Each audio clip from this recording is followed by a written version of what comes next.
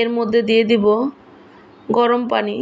তো আমি অন্য একটা চুলায় গরম পানি করে রেখেছিলাম, তো সে পানিটা আমি দিয়ে দিলাম। তো গরম পানি দিলে মাংসটা নরম হয় বেশি। আপনারা এই বিষয়টা খেয়াল রাখবেন যে কোনো মাংসেই গরম পানি ব্যবহার করবেন। এরপর আমি ঢাকনা দিয়ে রান্না করে নিব আরও 10 মিনিট। তো 10 মিনিট পরে আমি দিয়ে দিব আস্ত 2-3টা রসুন। এই মুরগির মাংসে রসুনের ফ্লেভারটা আমার খুবই ভালো লাগে, আর রসুনটা খেতেও খুব মজা মাংসের সাথে।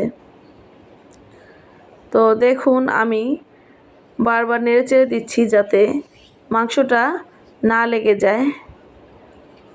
মাংসটা আমার প্রায় হয়ে আসছে।